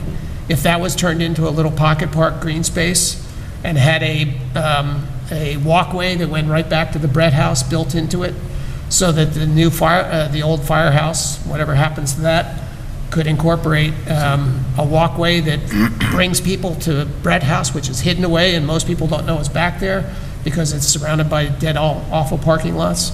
So you could create this green that provides a focal point for the bread house. There was a sketch about Veterans Place. I did a sketch for the property. What's the name of that restaurant? Amercord or something like that. Mm-hmm. There's a parking lot there that if redesigned the parking, you could get a green space in front of the parking lot and still have the same number of parking spaces in the lot behind it. Just by redesigning the lot, you could get like a 40-foot green space along that brick wall. So there's ways of doing that that's better than providing, 10% behind 344 that only the residents might walk their dog in or something, But that, I think, takes city council leadership and community leadership and sort of coordinated business leadership to provide for significant places, the sort of Bryant Parks of Main Street. Well, I think the first thing the council should work on is getting Veterans Place to be a green spot, and we can do that with our own self by just committing to it and getting some funding to get it done. Mayor, can we, two things, can we workshop the business improvement district someday, soon, and then... Well, we could workshop and talk about it, but our governor don't want more taxing districts. I'm not worried about him, but... Just so you know, he wants to reduce the taxing districts. Okay. We should still talk about it, and then, since he's doing all that extra work in his baseball season, maybe we could have him come back in with these designs, because You got them all in your plans. If you look at the plans, we have them all in it. But specifically to break it down, in visual for people to see, and we break it down moving forward, because they're great ideas. I see them right off the top of my head from what he's saying. I can visualize it, I can look at my computer, but it would be nice to have it doing here. I think he did it when we did the comprehensive plan. So do it again. Yeah, but I've done a couple extras since then. Come on, it's baseball season. But I've showed people, but I haven't actually, they didn't make it into the comp plan. I want to change gears a bit, so if people have questions for this still, maybe they should ask them, but I want to focus on, as we're adopting green standards, which is important, can we, and this is not going to be popular potentially, but can we revisit box stores off of Main Street? Because I truly believe, and have thought about this for a long time, that there's a lot of youth and a lot of people in this community that are spending a lot of money on unreliable public transportation to go to stores to get jobs, and their first jobs, they're going to Splashdown or McDonald's or somewhere else out of here. I understand why people don't like them, but I know that they could help this community in the aspect of you're giving somebody an opportunity to get a paycheck, and they could do more with that paycheck, and then they could spend money on Main Street. We have a subway. I guess, is that something that we could actually look into and revisit? And what was the issues before when they put in the regulation that we don't want box stores? We don't have that regulation. We have a drive-in regulation and what happened with CVS was that we required another floor. But I don't know about the zoning of 52. It seems to me that that's a reasonable place and accessible. So if there's no, I think there's a misconception that we don't want box stores. Or chain stores. Or chain stores. Yeah. The thing was, we had rezoned and it said you could put commercial downstairs, but you only could have certain square footage of commercial. But you needed to have 2 floors. Residential on Because the we top want a floor. residential on the upstairs. yeah. And they said, and it was funny, that they couldn't do that. But they do it in bigger cities. When they don't have no room, they put one of their stores on the ground floor and You the got it in stuff New York City, upstairs. yeah, a bunch of- So they didn't want to come here based on, to build to our code. We didn't tell them they couldn't come here, just so. I was off council then, so that I yeah. didn't fully understand, I guess. And I don't mean specifically CVS, but I mean, like, you know, it's tough. Like, you got some owners in here that, in the city of Beacon, that own 4 restaurants. They could hire up to 60 people that live here. That's great.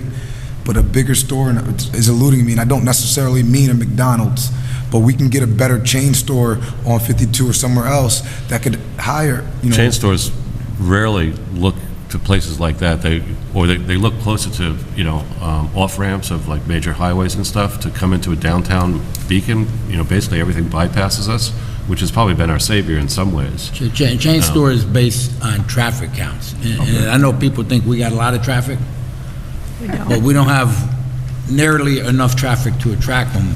They're looking to be on 9 and 52 corridor up there, or 9D corridor, where the traffic's 4 times, 5 times more than we have. And they do that, you know, because I remember years and years ago when there was openings up in the plaza on 52, you know, to get a Wendy's or one of them places there. They said, you don't have nowhere near enough traffic count for us to put one there. So if we had, like, again, I'm just, you know, I know it's our job as to be liaisons as well. And again, I don't know all these places. I frequent Main Street. That's how I eat. But if there was a Panera Bread instead of a funeral home going across from Dia, there's a lot of traffic there. And then people could use it for Wi-Fi and good health or healthier eating, or maybe if that's even real. But stuff like that. I mean, I get what you're saying, but I feel like But a we do have- Panera Bread wouldn't, if you look at the traffic that's on Route 9 there, and you look They're not at gonna the be traffic interested. that's on Route 52, not even close. They wouldn't even look at that place. They'd be here already if the traffic was right. All right. Yeah, Well, they are normally, building a Dunkin' Donuts on 9D, so it seems to Another one? be developed towards Wappingers. That is happening. yeah, normally a chain store wants 20,000 cars going by a day. Excuse me? 20,000 cars a day is sort of the rule of thumb for a McDonald's or a, you know, those sorts of things. Now, in rural communities where there's no other choice, they go to down lower, but in urban areas where there is choice, where you can drive to Fishkill and go to McDonald's or whatever. And that's why the Your Main CVS Street has about 6,400 cars a day. And well, 52 the last has I knew, about 52 had has like maybe 10,000. Yeah, I think back in the day, when I was highway, it was 11,000. That's when Texaco and IBM was working. Right. I think the count was up higher then than it is now on 52, and none of them wanted to come here. You know, from remembering, because we had this conversation way back when, and none of them wanted to even touch us. Now, there's certain chain stores like Subways that'll go into ground floor commercial of a regulation building. You know, that's possible.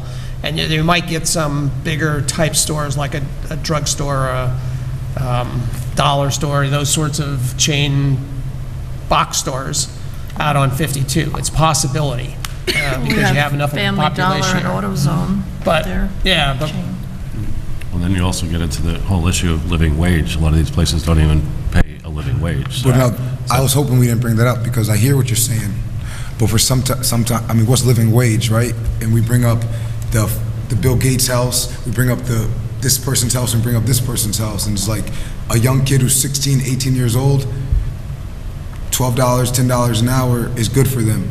Somebody like myself, no. Somebody like yourself, no.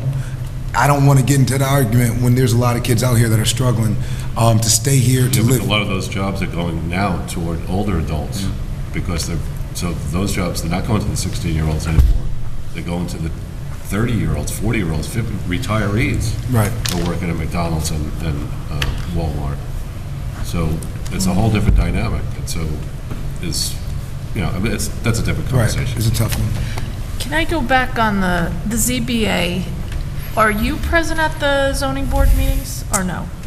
No, Okay. generally, no. They often have an attorney there, right? Depending on the case, Depending on right? the So case. John has attended a couple when we needed professional opinion. Okay. Is that needed more, or the It more is, so we've guidance? talked about that, and that's one thing we've been trying to do. So for a number of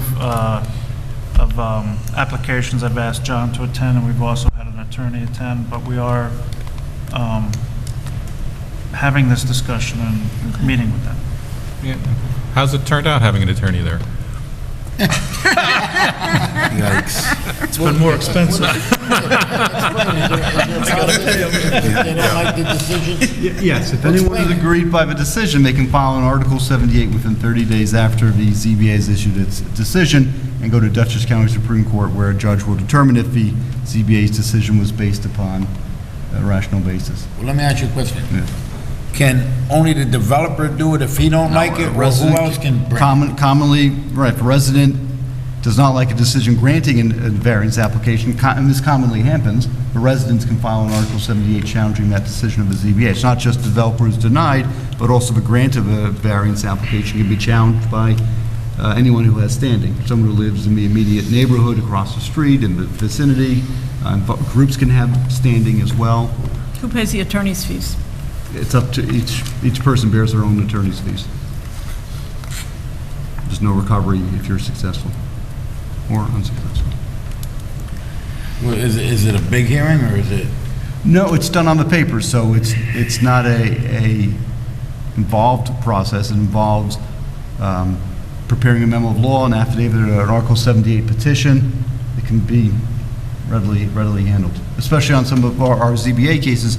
They tend not to have big records, which tends to be one of the more expensive items. So the record and having an attorney review those records. I wouldn't think anybody else would assume the attorney's fees. I would just think that an average citizen would be hesitant unless it's a really simple process, like small claims. Usually, one average citizen's not mad. Not mad. No. You know, it's not Yeah. one, it's a group of people. True. So, They you share the know, Split it. cost. Right, who might share the cost. But sometimes it's after the fact, and they could have gotten involved sooner to have more of 30 days, yeah. more vocal during the discussion and just paying attention to more what's on the zoning and planning board to be more involved pre-development and not post-development. That's where seems like everybody after the fact is very upset, but we can get emailed the agenda, they're online. If people really have concerns, they can just pay attention what's coming up. Yeah, generally, that's absolutely right. The one ZBA I saw, I mean, the law was absolutely clear. One shouldn't have had to advocate anything at all, other than let's just follow the statute. And now you're dealing with an after-the-fact situation. So, You should also know the planning board is now reviewing all the ZBA agendas at their planning board meetings, and then, as they deem appropriate, offering comments to the ZBA on those applications. And that's part of the code requirement. So they had been doing that less formally, but now doing They it could formally be for about good. the past 6 months or so. they can say, why are they And telling so, us what to do? they have the benefit then from the planning board's comments, and I know John and the engineer in my office comment on that time as well. Could it be, I mean, not that we had great discussion. Could it be suggested to the planning and zoning to watch this on video of our planner having this discussion? Can't be, because both boards are required to do educational training. If the administrator, under your code, the administrator can set forth what are some of those educational trainings. And this one, I would tend to agree with you, is an appropriate one, just from John's overview of the development of a comprehensive plan and how that all fits in. So, The lawyer That could be done. and the administrator's gonna meet with the zoning board. Okay. Yes.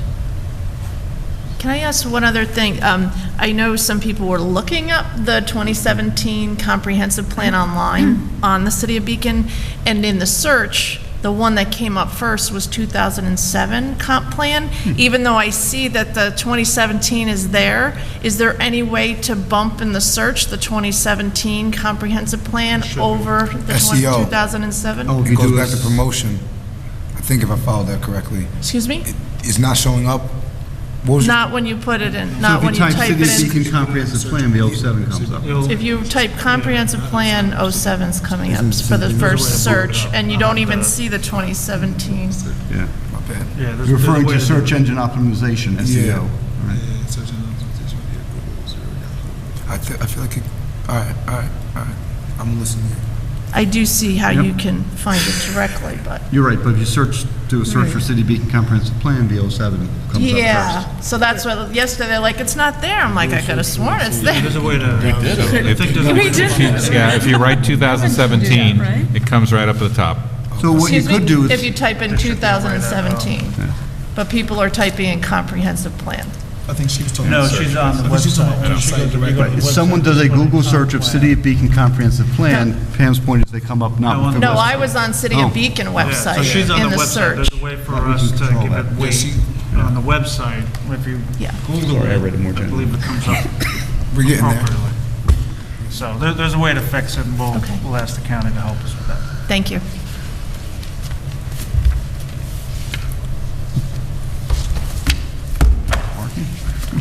The next discussion is parking. John, do you have anything to say about parking? There was a parking study done in, what was it, 2012? Yep. And right here. they looked and counted every space, private and public, within a block of Main Street. And did a capacity study. Analysts, had people go out in the field and count spaces, what percentage were filled and what weren't. And they found almost uniformly across the whole length of Main Street that the parking was 50% or underutilized. Meaning that, the lots generally had, and on-street parking was about 50% being used. Now, I know perception-wise, that doesn't seem to match the facts, because people in their heads, when they want to go to a particular store, want to park within, 4 spaces of the door. And a Not lot of far those away. spaces are on side streets or a block away on the back street. But the point being is that there's, generally speaking, except for certain bottleneck areas, particularly the East End, on certain nights, there's parking available. And when you don't find a space within a block or 2 blocks, you think this is extraordinarily a big problem. But there's a couple ways of dealing with it. Make the city more walkable so that people don't drive down to do normal sorts of things. That's one way. Increase transit. That's another way. There can be price incentives. I know parking meters have been talked about. That's a very good way of controlling parking because you can change these days they have smart meters that can change the price to reflect peak periods so that it encourages people to park farther away because they get cheaper rates or they get free rates if they park a block away, whereas if they want to park right in front of the store, they have to pay a quarter every 15 minutes or whatever the numbers are. So somebody told me the other day that there's new types of meters out there. If you wanted to set it up, you would get 15 minutes free. So you would go put your time in. Yeah. But the first 15 minute would be free. So if you didn't go over 15 minutes, it would be free parking for you. And it's like if you were running in the post office or running in a place for 5 minutes and you're gonna move.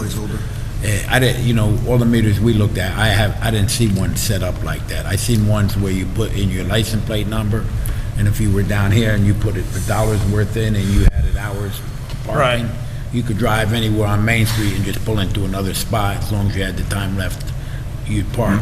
They have all sorts of apps with smartphones that now can keep track of it. You can pay by phone, so if you're in the restaurant and you stay an hour more than you should have, you don't have to get out and run to catch the meter or risk getting a ticket. You just plug in the number, and so there's a lot of flexibility and sophistication about parking meters. That's a good way to control parking if you really do have a serious problem. I'm not sure that Beacon's to that point, or you want to go that direction. It's another way of provide money. A lot of people put in meters and then they create parking benefit districts so that the parking meter money doesn't go into the general fund and get spent, paving a road out at the edge of the city, but it actually goes to We already adopted the one. benefit area in which the parking meters are there, so that people, businesses who worry about their customers being driven away can see tangible results of the money from the meters going into increasing landscaping or paving parking lots or, doing upkeep in the area, so that that there's another incentive Well, to do that. It's funny you say that, because we have already adopted that, but I'm going to probably bring back to the council to talk about it, because I'd like to add one more thing to it. I'm just waiting for the county to give me the answer. We talk about public transit. We run that G line. Hardly, people talk about public transit. We got the county to run a G line. Right. Every 30 minutes up Main Street, down Main Street to the train station, there, up to the mountain. Hardly anybody rides it. I know.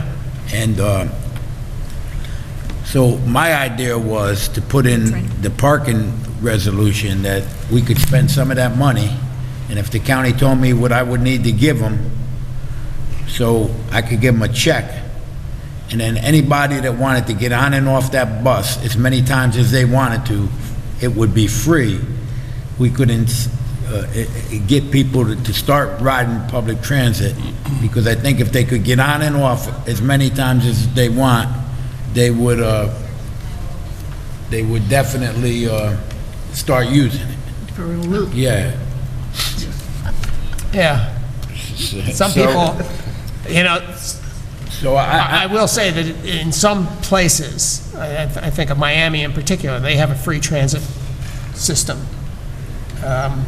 And it becomes a place for people to hang out who don't have other places to go, because it's a free thing to ride in air conditioning on hot days, that sort of thing.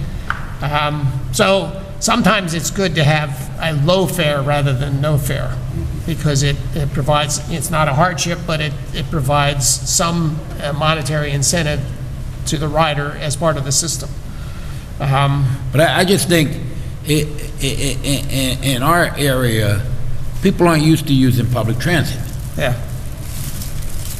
So they're going to drive their car from this end of town to that end of town. But if they park there and they could jump on that bus and jump off and jump back on and come back down, and it didn't cost them nothing, they might do that. Yes. And if you had more housing, in particular, that was within a block or two of that Main Street corridor, then those people, particularly the ones who have lower parking availability, because they don't have big lots with their apartments, they get used to running up and down Main Street they get dependent on it. And so, especially, filling in a gap in the linkage district in particular, I think would help, because people would jump on that bus to take it up to Main Street rather than climb the hill. Right now, nobody lives along that, or hardly anybody lives along Beekman Street or whatever. So that's just something I was thinking about, doing it. But the question is, because they get federal subsidies, they have to charge something. I said, well, you're really charging. You're charging me. You're telling me how many people you think are going to be riding it and what it would cost me. Right. So see, somebody's paying. It's not like I'm asking you to run it for nothing. So that's just something that I thought. Another thing you could think about is parking in lieu fees. Instead of giving a parking variance, you require a parking in lieu fee. So instead of just giving away the parking space because, you want development on a certain site and they can't fit the parking, you say... We've discussed this, and the council has tried it in the past and found the fee was too expensive at a deterred development. And then we had discussed it at a workshop in the past year, I think it was. Well, I have a suggestion, because the village I live in has parking in lieu fees. And the same thing happened. They were charging, I think it was $2,000 a space. It was a one-time fee, and new people who were coming in to invest in the community had to put in 10 spaces or whatever to meet the parking standard. That was a lot of money to put up front, Right. and so it was deterring development. And so what they did was lower the parking fee. They cut it in half, and now it seems to be working. People are willing to pay $1,000 a space. I've suggested, and I think it's a much better way to go, and it might be something you could reconsider, is instead of doing a one-time fee, which provides a upfront hardship to a new business who has to invest in other things in order to get their business up, to do a monthly fee and keep it low.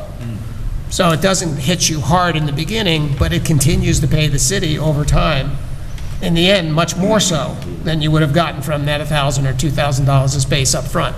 So instead of doing $1,000 or $2,000 or $2,500 or what people normally do, one time up front, and then you're done with it, it's a hardship for people.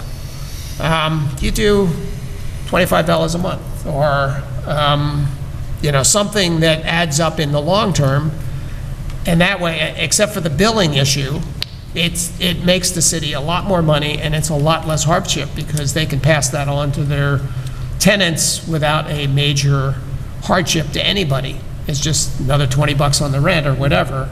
You separate the parking fee from the rental fee. And so that's another way of doing it. Landlords, you pay so much for the apartment and so much extra if you want a parking space. And so therefore, it's a disincentive for people to have cars or excess cars, which cuts down on traffic, increases transit use. Or they don't pay it and they park on the street. Yes, but that's why you have, But then if they get tickets, they can't complain us. then the city gets them the other way, But there's ways of dealing with parking that are more flexible than just the standard parking meter on a pole, which you used to have. Well, that's what I like. I think when the study came out, I think the firm that did it, they said, we don't have a parking problem, we have a parking management problem. And I think that's a good way of looking at it. It's how we manage it, that we have to look at it, the entirety, not just the one spot in front of Rite Aid or something that you want. Well, as I read through this study again, it talks about we should be looking to build additional parking where we have an opportunity. We're building a parking lot for 60 cars down on Churchill Street, which John said was one of the most dense areas out of this study, right? It talked about enforcing.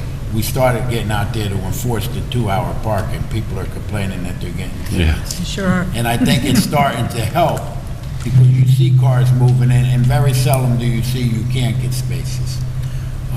One thing that I have noticed and lately is that at night, it seems that there's certain areas of Main Street that you can't get a parking space. Now, 2-hour parking only goes to 5 o'clock, and I haven't had any complaints about it, so, you don't try to create hardships. But at night, when I see these places parked and there's no parking places on Main Street, the parking lots are opened up that are right behind Main Street. So, I don't think there's a problem. I just think people don't want to park in the parking lots, but... There's more parking in the neighborhoods, I feel, since we've been enforcing the 2-hour, which is fine, but... Yeah, but I also believe, if you read the study, it talks about marking out parking stalls on side streets, 1 block off of Main Street, so you get the most amount of parking you can get, instead of just letting them free park and not, know where to park. And that's all good, but with that is a cost. People think, when you stripe a parking stall, it's free. When I started with the city, our striping bill was $6,000 a year. Right now, I believe it's about $25,000 a year. So it's easy to say, put more stripes down, but stripes cost money, and every year you got to do it because they wear out and you need to do it. But there's a lot of things in this study that we need to do, and it talks about trying to get the Beacon line going as a light rail. We've been working on it. We've been trying the best we can. and I will continue to try. But if we could do that, get a light rail, especially, you know, with technology today, you could get it to come from the train station right around, get off at the dummy light, come right down Main Street on rubber tires, and look just like it's a train car, and get back on the track and come right back around.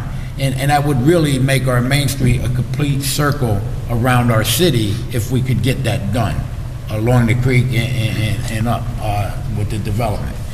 But they're the things we're working on, so it's not like we're developing and we're not working on plans in case we do have a problem.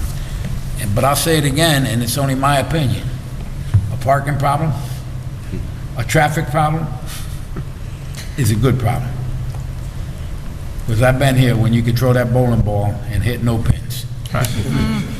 And yeah, the level of service is A and B, which is the free-flowing as much as you can get on Main Street, even today. And that's what people don't understand with traffic studies. They look how much of a delay there is in whatever's coming, how much more of a delay it will make, and will it make it a higher level or a lower level. And usually, no matter what housing you put, because people come and go at different times, the level don't increase. Like if you put a store there that everybody came into work at one time and everybody left at one time. Right. That would increase that at that time period. And people don't understand that about a traffic study. And I talk about the creek down there. You know, they're putting houses down there. But I remember, you know, Public Works was down there. There was 50 workers down there because the water department was there, the highway department was down there. So all them guys drove in at one time, and they all drove out at one time. Not only that, every delivery we got, salt truck, anything we got delivered came down there. So there was always traffic down there, and the impact of them cars coming and going different times won't be as much as that was. And people don't realize that when they talk about development. I seen somebody write that we're building on green space, and that's where they're building that Rodney Weber's building right there off of. When was the last It was time I a junkyard. It was a junkyard. Both sides of that street was a junkyard. It wasn't green space. They forget what it was, and then they assume because that left, it was green space. Yeah. The other thing about development down near the station is that it's reverse flow. So the people who live there, if they have cars, if they don't just walk to the train station, if they have cars, they're going against traffic, and so they don't increase congestion because the congestion is coming the other way at that peak period. So it is a traffic management issue. Restriping the lots, the city council just adopted new standards with smaller spaces. I went out and looked at the lot near Eliza Street. It has 92 or 93 spaces now. You could get another 7 or 8 spaces in there just by restriping to the new standards. And also, over the years, on Henry Street and on Church Street, we put diagonal parking, Right. which picked up a lot of parking Yes. spots. That a lot of times you go by and nobody's parked in them. Right. So, you know, it's I look at it this way. It's a misconception, and people use it just because they don't want development. So you know, I look at it, but and I'm going to have town halls, but I want people to understand we're trying to do our due diligence. We had public hearings, and we'll get better at what we're doing, and we're moving along. And there's a statement out there, there's 1,200 units in front of the planning board right now, or being ready to be built, I see out there. All right? Now, part of them 1,200 units, 300 of them, were before us back in 2005. Already built. And they never got built, number one. And number two, if all that development got done, there won't be much more room in Beacon for any development anyway, because that's basically what our core is that we're looking to get done. You know, so it's not as bad as they make it sound when they're out there Selection season. talking. Well, we also have, I think people need to look at, you know, development always comes with some advantages and disadvantages. There's no arguing that, but when we also look at all this additional revenues that we have and how it's contributing immediately to our, like, recreation fees. You know, we now have a pool open. I remember 6, 7 years ago, we couldn't afford a pool. And I link it directly to this additional revenues that we have coming in. We're doing after-school programs.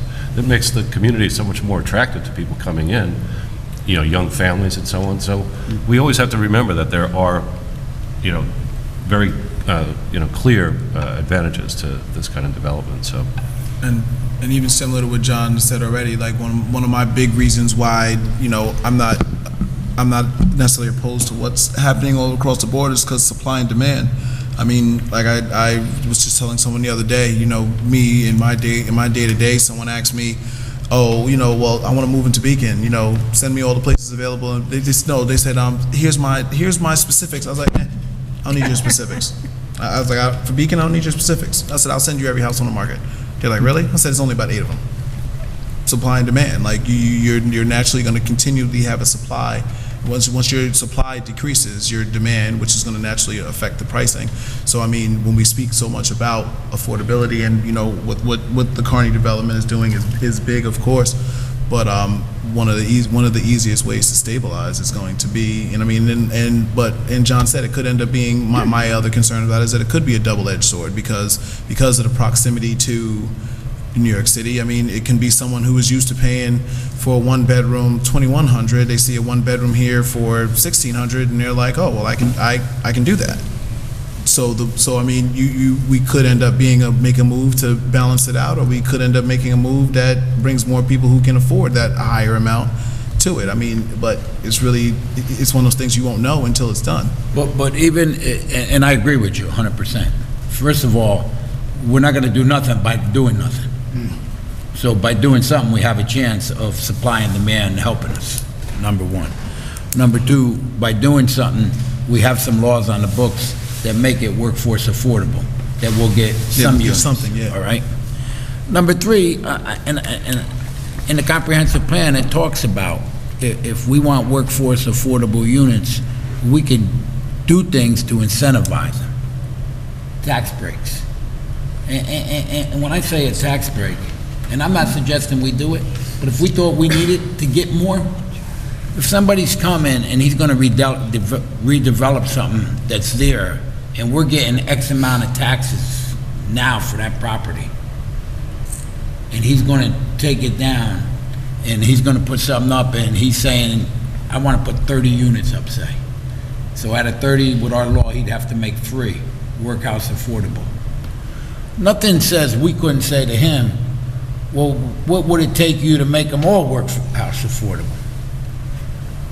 And offer him something that, well, when you build new, your new assessment, because it's going to be new, a lot more, we'll keep you at the old assessment for the first couple of years and then get you up to your new assessment over the next so many years. That might incentivize him to build more workforce affordable. So there's ways that you can put a tool in your toolbox to try to do that. I mean, but you know, and then people will say, well, you're giving taxes away. No, I'm not giving nothing away. I'm getting the same amount of taxes that I was getting before he came. You're addressing the issue. I'm addressing an issue, and eventually I'm going to get a lot more taxes because once he builds the building, he's not going to knock it down.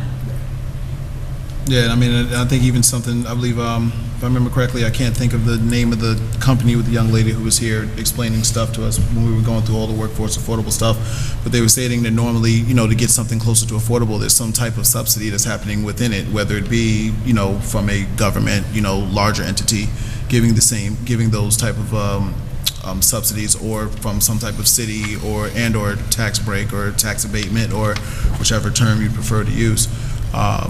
So yeah, I mean, like I said, I feel like we're in a bit of a tipping point to some extent in reference to it could end up being a double-edged sword just because of our location. But on the same note, like you said, doing nothing is gonna only make the situation that we have on hand now worse. Remember, until just recently, you could have built 5-story buildings on Long Dock. That's right. Up to 5-story buildings. That's what your zoning said. It came out of the 80s, and somehow you managed to dodge that bullet, and Nobody wanted to do the it. recent comprehensive plan took it away. Well, Scenic Hudson bought the property so that Yeah. it wouldn't happen, is what happened.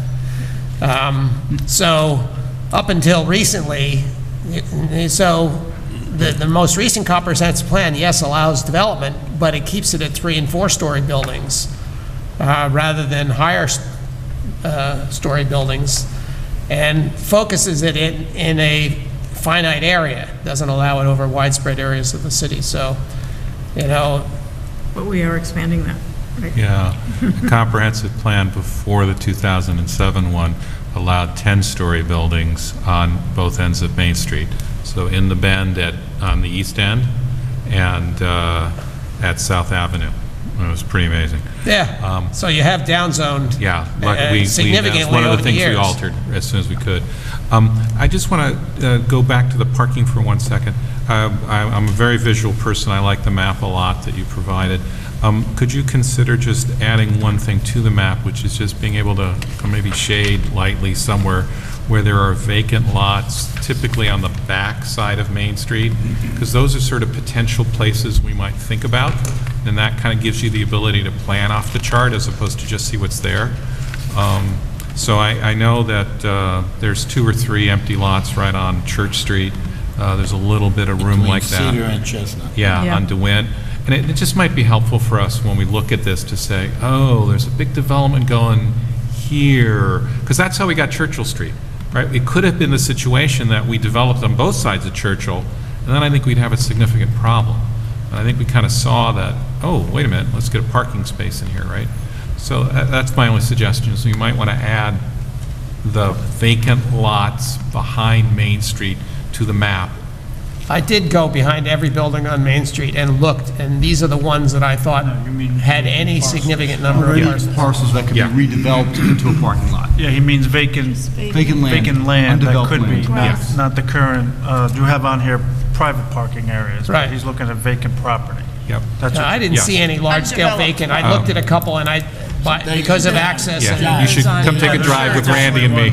Yeah, Okay. come take a drive. I must have missed something. I don't know where But you know, the other thing, Lee, that I haven't accomplished yet, I think we're close to getting the deal done with the county lot. The county lot's gonna become a public lot, so people can park in it anytime, and we'll designate some parking for the county workers, but every other customer that goes in the county building, and we might designate some parking spots for an hour parking, so you can go in and get your business done, but the rest of the parking spots will be just like any other city parking lot, and we've been working with the county to get this worked out. So that'll make that lot more usable and more friendly. That lot is never filled, Right. and it should be used more. As people talk about buying and building more lots, I'm a believer, and the plan talks to this, but I don't know how to get it done yet. There's plenty of parking in Beacon if we could start public-private sharing lots or making them so they're both use. Because there's a lot of lots in Beacon that are on Main Street that nobody goes into, and the plan talks to it because of, like a bank. A bank has parking during the day, but at night when we have nightlife here and people are coming, why can't it be a public parking lot? Even if we have to take it over and sign it that way, but it makes it better than building parking lots. They're already there. If we're looking to make the Right. It's mainly a liability issue. sustainability for the Yeah. city, but if we take the parking lot over, there's no liability. It's our lot. They get a Right. tax assessment on that piece of property, and we make it work for both of us. So you've mentioned, this is a dumb question, but I've never figured out why the banks have so much parking. None of them are full. Citizens Because our Bank- planning probably told them when they built the That building. they had to have it. build the park. I mean, Okay. you know, the crazy thing, if you read any good planning book, it talks about get rid of parking because it only incentivizes people to drive more, and it makes the cost of what you're renting or buying go way up. Yeah. So it's crazy. We talk about it, it's a double-edged sword all the way around. So, but that's one thing we gotta keep working at. There's more lots on Main Street that are underused, that could be a shared lot, instead of putting more macadam down and having rain run off instead of go into the ground. So, I mean, they're the things that are in the plan that I've been thinking about, trying to get done. I've talked to one business owner, one property owner, and they told me, no way will I do that. Now, and I get it, they're afraid to do it, but down the road, we're gonna have to find a way to get it done. So Well, why don't we especially add growing that, up. if you want to bring anything on parking to workshop, why don't we just add that on the list when we do it? Because there might be some ways. I will, but I mean, that's what we're doing. I mean, when I read this plan, we're addressing a lot of the issues, but it's not gonna get done overnight. I just want the public to realize that we're doing things, instead of read Facebook and hear all that banter. Still gonna hear it. So, thank you, John. Does anybody else have any questions for John while he's here? That was great. The only thing, I hope the public watches that on cable. What? This. Yeah, and I think, I'll share the video. and I like to say that, I read one comment that we need an urban planner, and I think right now, we got a real good urban planner on board with us that has good vision and will lead this city for a long time, and we're lucky to get him when he retired from the county. Yeah. But I've heard that we should make him full-time, so. That was the comment I read. I'm just realizing we don't have our own municipal lot on here, which is a block from Main Street. Right. That, just the numbers, and then also Well, just the what- small. What we need to do is in the parking plan, it talks about a master parking plan signage.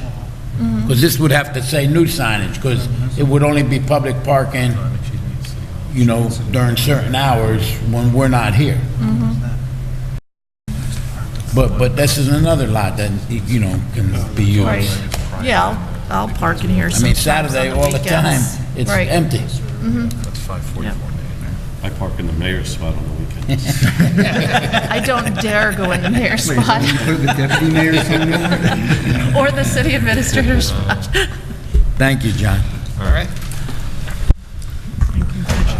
Man, just two quick items then. Can I have a motion to go into executive session for matters pertaining to personnel? So Pam, I just... Oh, motion? Motion, yeah. Who made the motion? Second. Second by Council President Mansfield.